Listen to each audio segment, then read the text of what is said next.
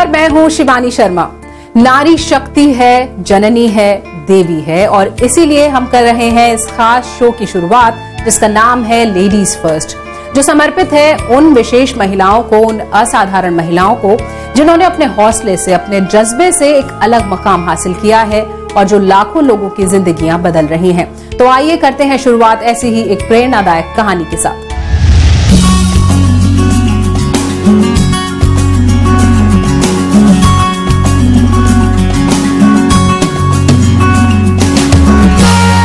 लखनऊ इंदिरानगर की सोनिया सिंह बच्चियों की शिक्षा के लिए पिछले 2 दशक से समर्पित रही हैं। स्नातक के बाद सोनिया को कैडबरी इंडिया में बेहतरीन पद मिला।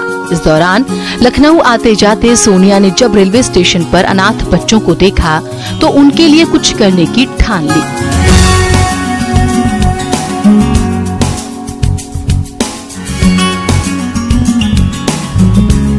और अपनी नौकरी छोड़कर सोनिया ने इन बच्चों के लिए प्लेटफॉर्म पर ही अनोखी क्लास शुरू कर दी। सोनिया ने अपने घर पर ट्यूशन पढ़ाकर इन गरीब बच्चों के लिए किताबें खरीदी। धीरे धीरे ये कारवां बढ़ा और एक स्कूल ने सोनिया के इस क्लास को जगह दी। तंगहाली में जीने वाली बच्चियों की शिक्षा के लिए सोनिया की मेहनत रंग लाई और 2004 में उन्होंने आस्था किरण शैक्षिक एवं सामाजिक विकास संस्थान की शुरुआत की।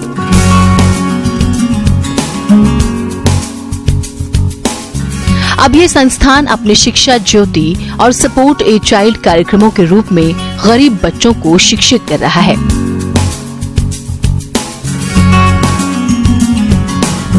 दुबग्गा में सोनिया ने गरीब बच्चियों के लिए स्कूल नई रोशनी खोला, जहां बच्चियों को निशुल्क शिक्षा दी जा रही है। –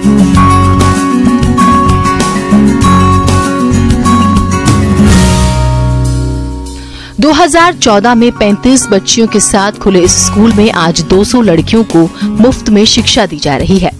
अब तक सोनिया के प्रयासों से 4000 से ज्यादा गरीब बच्चों को मुफ्त में शिक्षा मिल चुकी है और ये मुहिम बदस्तूर जारी रहेगी। Bureau report, news 18 network.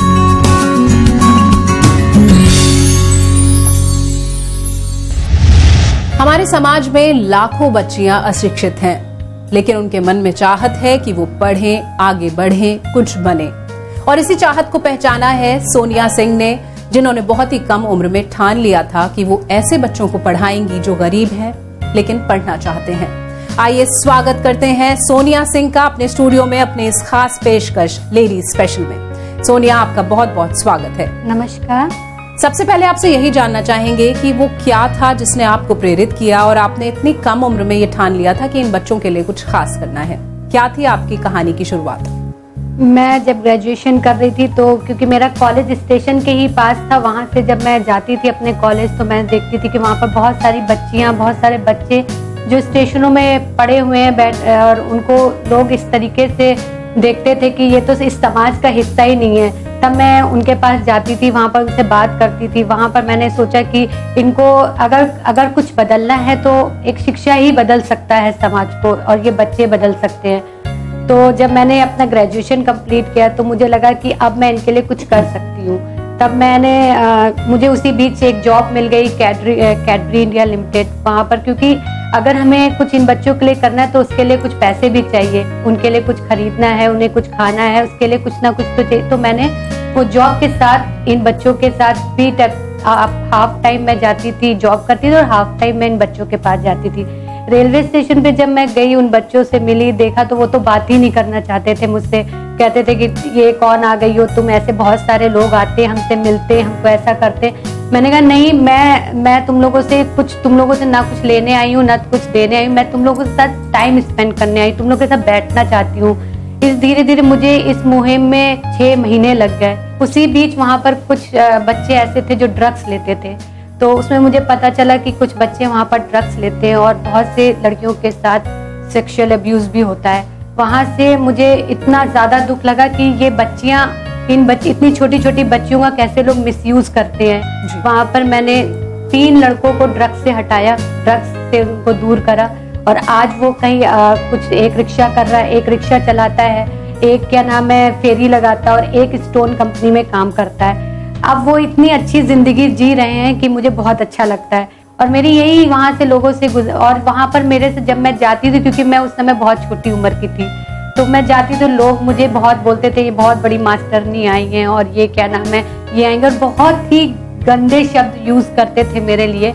और मैं स्टेशन पे बैठ के पढ़ाती थी तो वहाँ से जो लोग, क्योंकि सामने KKC कॉलेज है, वहाँ पर लड़के, मैं पढ़ाती रहती थी अपने बच्चों के साथ, वो दुपट्टा मेरा जला के चले जाते थे सिगरेट के। जो 4th क्लास एम्प्लॉय रेलवे के, वो मुझे बहुत गलत तो बहुत कुछ बोलते, मगर मैंने कभी हिम्मत नहीं हारी। मैंने क्या, ये तो लोग हैं, समाज है, बोलेंगे ही, बोलने दो। एक लड़की को तो सभी बोलते हैं, और वो भी एक खुले में बैठ के, स्टेशन पे बैठ के काम करने वाली लड़की। तब तो बहुत ही छोटी उम्र थी, तब वहाँ मैंने कभी भी हारा नहीं। मैंने कहा नहीं, मुझे तो इस काम के लिए लगता है मुझे भगवान ने बनाया और मुझे यही काम है। सोनिया, आप बता रही हैं किस तरह से आपको मुश्किलों का सामना करना पड़ा। लोगों ने आपका दुपट्टा तक जला दिया, आपको रोकने की पूरी कोशिश की गई, लेकिन ये आपकी हिम्मत और हौसला ही था जिसकी वजह से आज आप एक बड़ा नाम बन गई हैं, एक ऐसा नाम जो लाखों लड़कियों की प्रेरणा बन चुका है। आज हमारे साथ हैं सोनिया सिंह, जिन्होंने बच्चों को शिक्षित करने के लिए एक नई राह चुनी और प्लेटफॉर्म से शुरुआत करते हुए आज इन्होंने स्कूल खोला है जहां ये मुफ्त में लड़कियों को और बच्चों को शिक्षा दे रही हैं। सोनिया से अपनी बातचीत को आगे बढ़ाते हैं। सोनिया, हम आपसे ये जानना चाहेंगे वो कौन से पल थे जहां आपको लगा कि हाँ अब हिम्मत टूट रही है, लेकिन फिर आपने अपने आप को संभाला। बहुत सी ऐसी रुकावटें आई आपके सफर में, सबसे मुश्किल बात क्या लगी आपको? सबसे मुश्किल बात तो मुझे ये लगी थी जब मैं प्लेटफॉर्म, हर रोज मुझे जगह बदलनी पड़ती थी कि मैं अपने बच्चों को कहाँ लेके जाऊं। प्लेटफॉर्म 9 से मैंने ये अपनी सफर शुरू करा। कभी मुझे प्लेटफॉर्म 1 में जाना पड़ता था, कभी पुलिस वाले आते थे, ये क्या तुम कर रही हो, यहाँ से भागो, यहाँ से, ये इन बच्चों को ये चोरी चकारी करते हैं, ये वो। और मैं अपनी स्कूटी से जाती थी, गाड़ी नहीं खड़ी करने देते थे, तो बहुत बार तो पुलिस वालों से भी लड़ाई झगड़ा होता था मेरा। तो मैं सिर्फ यही कहती हूँ कि मैं ऐसा क्या कर रही हूँ, मैं कोई गुनाह कर रही हूँ, मैं क्या कर रही हूँ, मैं तो इन बच्चों के साथ अपना टाइम देना चाहती हूँ। तो ये मुझे बहुत, क्योंकि आए दिन लड़ाई झगड़ा होता था पुलिस वालों से, कभी वहाँ के रेलवे कर्मचारियों से। फिर मैंने लास्ट में कभी मैंने सोचा नहीं, तुम लोग कितना भी लड़ाई करो, कुछ भी करो, मैं कभी भी यहाँ से नहीं जाऊंगी, मैं इन बच्चों के ही साथ रहूंगी, जो तुम लोग को करना है कर लो। मगर मैंने कभी भी हिम्मत नहीं हारी। फिर मैंने कहा चलो अब हम लोग खम्बन पीर बाबा मजार जो है वहां पर बैठते हैं और वहीं पर हम लोग अपना एक छोटा सा स्कूल ही कहेंगे उसको, चलो बाबा के पास चलते, वहीं बैठते, वहीं हमको राह दिखाएंगे। बस फिर मैं अपने बच्चों को लेके रोज, मुझे क्योंकि गाड़ियों का आना जाना रोज रहता था, और रोज हम लोग पूरी पटरियों के पार हम खम्बर पीर बाबा के मजार पे जाते थे, वहां पढ़ाते थे। वहां भी कोई ना कोई आके हम लोगों को भगाने लगता था, मगर कभी भी हमने कहा नहीं। फिर हम छोटी लाइन पे भी चले गए, वहां पर भी मतलब ऐसा कोई जगह नहीं था जो मैंने ना छोड़ा हो इन बच्चों को लेके पढ़ाने के लिए। मगर वही, जितना भी जगह बदलाओ, कुछ भी बदलाओ, मगर मैंने कभी हौसला और हिम्मत नहीं हारी। और वही मैं अपने बच्चों को सिखाती थी कि देखो कभी भी अपनी हिम्मत मत हारो, और सफलता तो तुम्हें मिलेगी ही मिलेगी। और हमने डट के सामना करके खम्बन पीर में अपनी जगह बना ली, और वहीं पर मैंने वहीं से पढ़ाना उनको शुरू किया, फिर जगह नहीं बदली। और सोनिया, आमतौर पर जिस उम्र की आप बात करें हैं, जब आपने शुरुआत की थी, तो आमतौर पे कोई भी लड़की होती है, इतनी मुश्किलें आती हैं तो घबरा जाती है, लेकिन आपका ये हौसला कुछ अलग है। कहाँ से आपको इतनी हिम्मत मिलती थी? आपसे जानना चाहेंगे कि क्या आपके परिवार से आपको सपोर्ट मिला, कहाँ से इतनी हिम्मत आई? मुझे सबसे ज्यादा हिम्मत तो मेरी जो प्रेरणा है वो मदर टेरेसा है। मैं उनको अपनी प्रेरणा मानती हूँ। मैं उनको ये देखती हूँ कि एक दूसरे देश से आई हुई महिला ने हमारे देश पे कितना काम किया, और हम कर रहे हैं, जो मैं करी, वो तो कुछ भी नहीं है। वो मैंने उनके बारे में पढ़ा, उनके बारे में अक्सर ही पढ़ती रहती हूँ। तो बस वहीं से मैंने सोचा कि मुझे इन बच्चों के लिए कुछ ना कुछ करना है। और मदर टेरेसा जैसे तो जीवन में कभी बन नहीं सकते, कभी कर नहीं सकते, मगर जो कुछ कर सकती हूँ वो मैं करूंगी। और वो मेरे पास शिक्षा है, वो मैं उन्हें दे सकती हूँ, वही मैं दे रही हूँ। और सबसे जो परिवार की सपोर्ट की बात है, तो परिवार में मैंने कभी बताया ही नहीं था कि मैं स्टेशन पे बैठ के पढ़ाती हूँ। क्योंकि अगर आप समझ सकती कि अगर एक स्टेशन पे बैठ के एक लड़की पढ़ा रही है खुले में, तो उसको इतने कमेंट्स मिल रहे थे, तो कोई भी परिवार एक्सेप्ट नहीं करेगा। जब मेरा पहला इंटरव्यू एक आने वाला था एक न्यूज़पेपर में, तब मैंने कहा कि अब तो छुपा नहीं सकती, क्योंकि कल तो सबको पता चल जाएगा कि मैं यहाँ पर बैठ के पढ़ाती हूँ। वहीं से मैंने घर पे बताया कि अपने मदर फादर को कि मैं प्लेटफॉर्म पे बैठ के इन बच्चों के साथ पढ़ाती हूँ, और मैं वहाँ पर मैंने जॉब भी छोड़ने की तय कर लिया कि मैं फुल टाइम इसी में रहूँगी, क्योंकि यही मेरा जीवन है, यही मेरे बच्चे हैं। वहाँ से फिर मेरे मम्मी ने कहा कि अच्छा तुम वहाँ पर जाती हो, तुमने आज तक बताया, क्योंकि मैंने कहा मुझे डर लग रहा था कि मेरे काम को आप लोग रोक ना दें, और मैं इसके बिना रह नहीं सकती हूँ। तो मम्मी ने कहा ठीक है, ये तो तुम बहुत अच्छा कर रहे हो। फिर वहाँ से मेरे थोड़ा बहुत घर में मैंने समझाने की कोशिश, समझाया, और वहाँ से मेरी मदर ने, मेरी माँ ने मुझे बहुत सपोर्ट किया। तब तो मैंने नौकरी भी छोड़ दी थी, मेरे पास कोई अर्निंग भी नहीं थी, तो मैंने घर में ट्यूशन पढ़ाना शुरू कर दिया। और ट्यूशन पढ़ाने के बाद वहाँ से जो पैसे मिलते थे, मैं अपने बच्चों के साथ पेट्रोल का खर्चा निकालती थी, अपने बच्चों के लिए जो उन्हें चाहिए था वो मैं देती थी। तो यहाँ से इस तरीके से चलता रहा मेरा सफर। तो आपको और लड़कियों की तरह मन नहीं करता था, आप भी घूमे फिरें, मस्ती करें, एंजॉय करें? आपको इन बच्चों को पढ़ाने के साथ साथ आपने क्या सोचा था कि आपको जिंदगी में आगे क्या करना है? आपने अपना मकसद इसे ही बना लिया था और लड़कियों की तरह आपका मन नहीं करता था? मेरा मकसद, जो जीवन का लक्ष्य, क्योंकि मैंने अभी आपको बताया कि मेरे जीवन की प्रेरणा जो है मदर टेरेसा है, तो मेरा लक्ष्य, मुझे उसी में ही खुशी मिलती है, वही मेरा शौक है, वही मैं अपने बच्चियों के साथ रहती हूँ, मुझे अपने बच्चों के साथ रहना ही वही मेरा शौक, वही उसी में मुझे खुशी मिलती है, यही मेरा जीवन है, इसी में ही मुझे सब कुछ मिल जाता है। उनकी जब उनके चेहरे पे हंसी आती है, वो उसी में मैं सोचती हूँ कि मेरा शौक पूरा हो गया। तो यही आपके दोस्त, आपके रिश्तेदार, उन सब ने कैसे लिया इस जज्बे को आपके? उन सब ने तो, मेरे दोस्तों ने तो ये मुझसे कहा कि कहाँ तुम भिखारियों के साथ घूम रही हो, इतने गंदे वो रहते, बदबू आती है उनके पास से। मैं तो जहाँ वो बैठते तो वहीं मैं उनके साथ खा लेती थी, वहीं पर बैठे, मुझे कुछ भी नहीं लगता था। उनको मैंने सबको धीरे धीरे सिखाया। कोई भी बच्चा कहीं से, अगर वो एक अनाथ बच्चा और वो स्टेशन पे या कहीं सड़क पे पड़ा, तो वो सिखाए ना, उसको आपको सिखाना पड़ेगा। धीरे धीरे उनके अंदर वो चीजें आ गई, साफ सुथरा रहने लगे। मगर मेरे दोस्त, मेरे रिश्तेदार बस यही कहते थे, ये तो पागल हो गई है, इसको तो यही बच्चे भीख मांगने, भिखारियों के साथ रहती है, बहुत गंदा बोलते थे। इससे मुझे क्या नाम है, उन लोगों से मैं दूरी हो गई। धीरे धीरे मैंने दूरी बढ़ाई। मैंने कहा मुझसे बोलना है बोलो, नहीं बोलना है मत बोलो, क्योंकि ये तो मेरे जीवन का हिस्सा है। तो वहां से बहुत सारी कठिनाइयां आई, बहुत सारी चीजें आई। क्योंकि ऐसे में बहुत सारे लड़कों से भी मिलना पड़ता था, अपनी स्कूटी में बैठ के ले जाना भी पड़ता है, तो सब यही बोलते थे कि ये लड़की तो, बस आप पता है एक लड़की के ऊपर कैसे कैसे लांछन लगते हैं, वो सब लगा मुझे। मगर मैंने कभी हार नहीं मारी। और ये भी मैं बताना चाहूंगी, जो मैं स्टेशन की लड़कियों के साथ, जब मैंने खुद देखा उनके साथ अब्यूज होते हुए, कि ट्रेनों में बच्चियों के साथ किस तरीके से रेप होता है, मगर मैं कुछ कर नहीं पाती थी। क्योंकि अगर शेल्टर होम्स हैं, वो इतने शेल्टर होम में भी क्या होता है ये सब जानते हैं। हो सकता है कि कुछ अच्छे भी हो, मगर मैंने जो शेल्टर होम देखे उससे अच्छा तो वो स्टेशन में ही है। वहीं से मैंने ये भी ठाना कि एक मेरा सपना है, जो कि मैं उसी सपने को साकार करने की कोशिश कर रही हूँ, और इस जीवन को छोड़ने से पहले उस लक्ष्य को पूरा करूंगी कि ये जो बच्चियां हैं, ये जो स्टेशन पे रहती हैं, और कुछ ऐसी भी बच्चियां हैं जो अपने घर में भी सुरक्षित नहीं है, उन सब के लिए एक घर बनाना, जिसमें वो पढ़ें, अपने सपनों को जिए और खुल के जिए। क्योंकि ये चीज मैंने स्टेशन पे रहने वाली लड़कियों से सीखा है। क्योंकि उनका, हम लोग ऐसा देखते हैं कि वो ऐसे है, मगर वो ऐसी नहीं है।